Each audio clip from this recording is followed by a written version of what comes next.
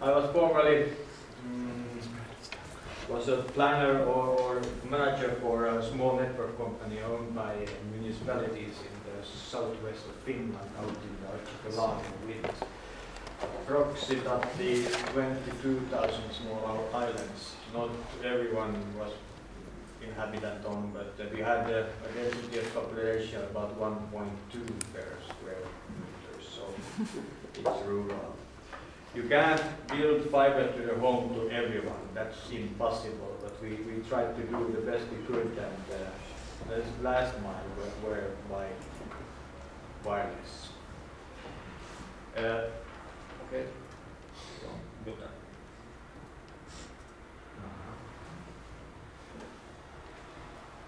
Okay, I'll put you on the map. The archipelago is here. I don't work there anymore. I'm now in the center of Finland. And but this was my last project there. And this is area, lots of water, some small islets, and so the Hucha is up there. This project I'm going to tell you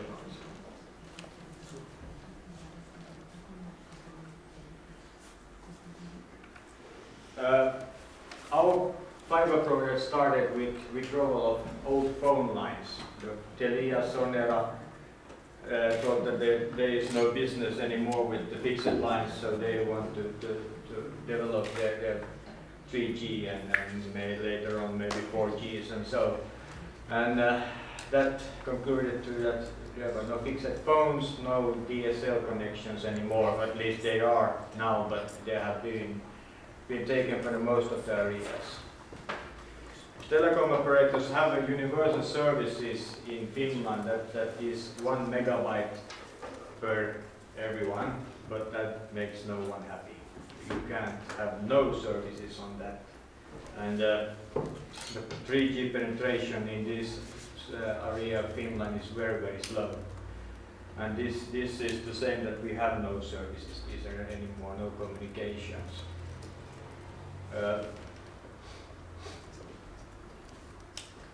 When 3G came there, so we were so happy. It was 2 years ago.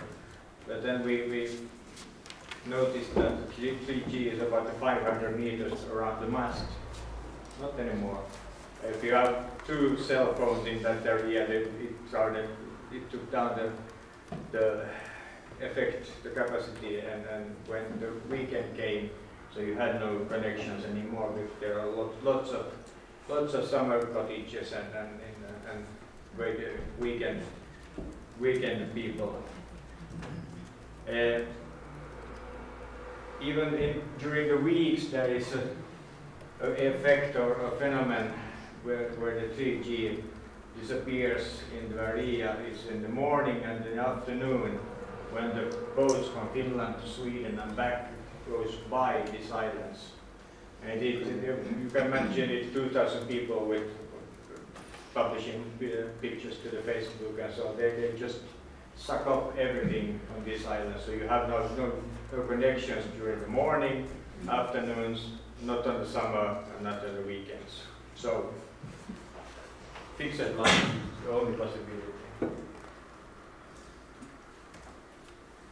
Then they came government started to develop their fixed networks in Finland, and they made us great, fine projects with named 100 megabytes to everyone, except to those who live in the remote rural, because they don't want to put all the money to have in the outskirts of the civilizations.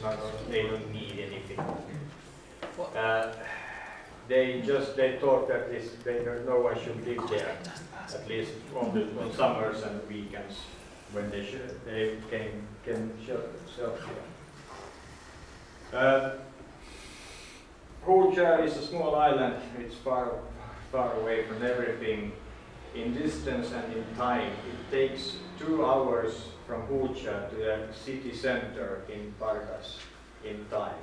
It's that long distance, about 30 kilometers, but you have to travel with 3 ferries, and that makes it very long distance. There is 300 households, 1,200 summer vacation cottages. You can imagine it's quite a difference in the weekends and in the summer. Sonera started withdrawal in the fixed network in 2008. Although there is a municipality-owned fiber optic backbone, but it's only 12 fibers. So there was a great demand to develop new communications.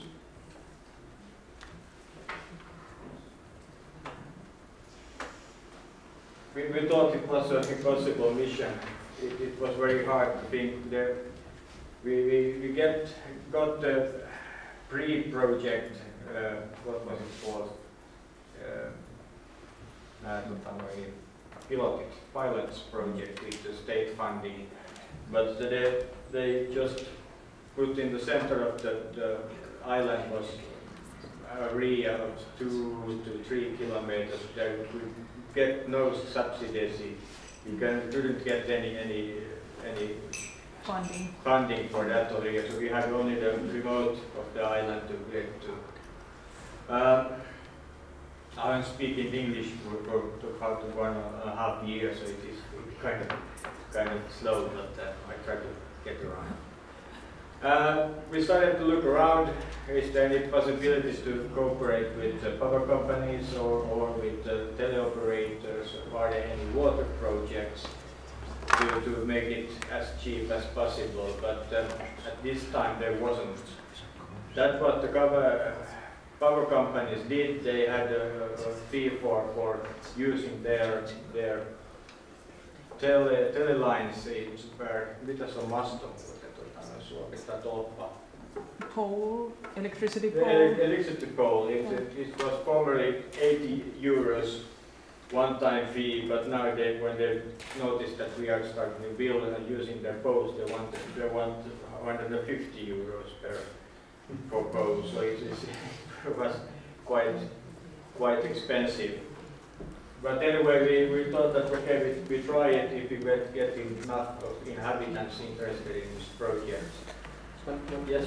Who's the owner of these water supplying companies or power companies? Isn't it the municipality? Yes, it's most power companies. No, it's private.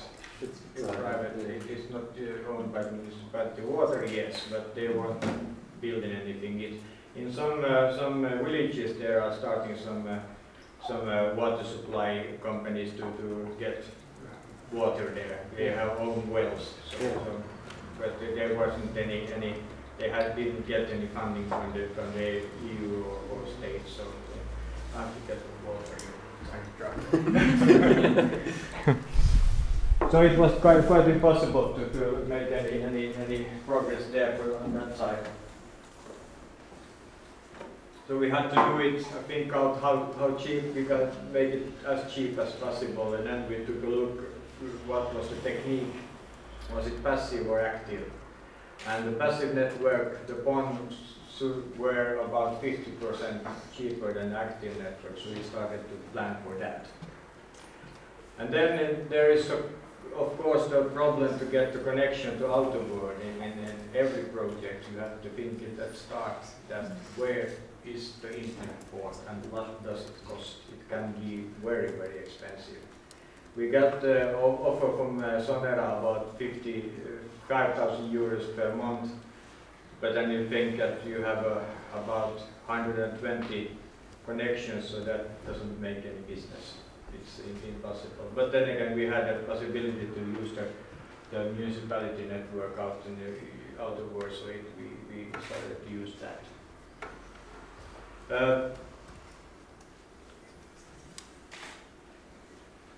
Then again, are the inhabitants interested? We were interested. They think this is a very, very good idea. And we started to do marketing about have free coffee happenings, come and drink a coffee and listen to the fiber network, and it is very, very good. And what you can do with this connection. We used media, local newspapers and TV, radio, and of course flyers to every post box in the area. And we of course started to talk to people that if you can take this, you can maybe get the discount somewhere, but you have to talk to your neighbors. Jealousy sales. If you make a connection, you contract, so I'm sure that your neighbor will do it also, but you can't have a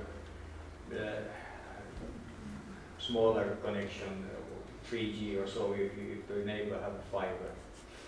But it didn't, the first round, we didn't make it. We had made it, we had the minimum subscribers of 120, and we did get in the first round 70, and that wasn't enough. So we had a new round last year, and then we got about 110. So they started to work with this fiber project in the autumn. Of course, yes, and the price, max price for fiber line subscription. Yeah, at the beginning we thought that we should have about 2,500 per every subscription. That was too much. No one did take it at that price. So very rich people, yes, but normal people, no. So we had to put it down to below 2,000 euros, and then it was much better penetration. It was, they thought that they did so much cheaper when under 2,000. Then again, we had some subsidy from the municipality, and then we have to talk, are the same kind of prices to everyone, or is it those who come for the weekend or summer cottages, should they pay more? And we thought that they should pay more. We had to thought that it will be better for those who live year round. They live there, so they should have a little bit cheaper. It wasn't much, but enough. Then again, problems of services.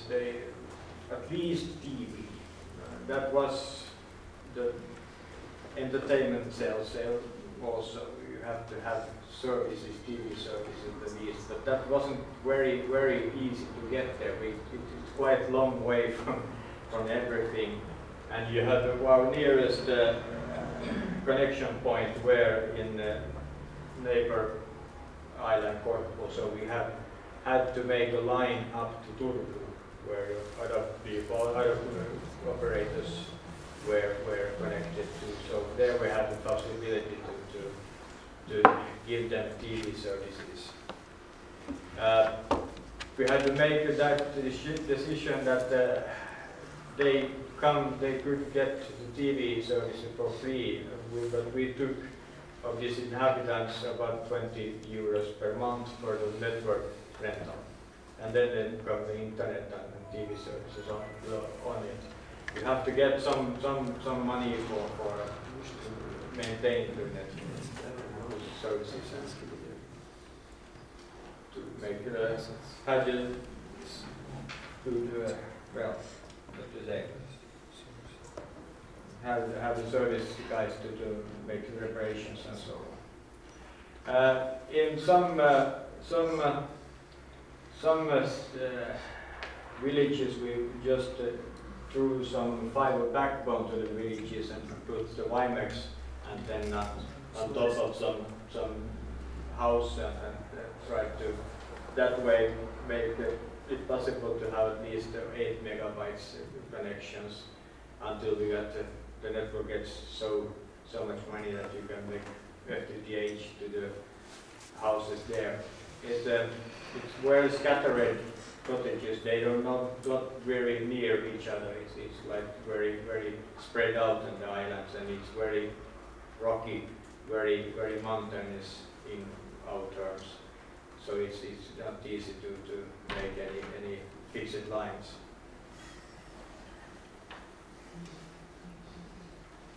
So the economy, where's the break-even point? How many, as I told you just a minute ago. So we had to make how many subscribers do we need, and there was these 120, but you got to do it a little more, a little less. what's the monthly fee excluding services to get the maintenance and so on, and do we outsource the maintenance or do we try to make it ourselves? We had a budget, but by building cost it's about 12 euro per meter, and that was really, well, that was really realistic. The prices have gone up 10% this year, this winter, so now it should be a little more. So, our member list. Check out the density of population, and then analyze the interest. If there is no interest, don't try to build it. You can force the network to them. And of course, always come the question, but we have 3G and we have 4G, so you have to prepare your answers and do it right. Fiber optic is always better than wireless, every situation. Marketing and of course cooperation with other companies. We have a good, I don't know how it's in Europe or the rest of Finland, but in southwest of Finland there is a very, very good possibility to cooperate with the state and the military, but they are very, very interested in cables you hide in the ground and in the water, then you can get some cooperation. I give you 4 or 5 fibers to you, and you give to me, and then we get have a round ring or some get to very more far away or so. It's very good. Then of course financing subsidiary is the possibility to get EU funding or state or the municipality. And of course there are any legal issues. We had some problem in where the state subsidiary, what were the terms, and in some cases it wasn't possible to take the subsidiary from the state, so we have to do it without it. And as last economy, you have to make real calculations, not nice calculations. You have to make real. You have to maintain the network for 5 or 6 or 10 years, not just now. It's very, very, very, very important.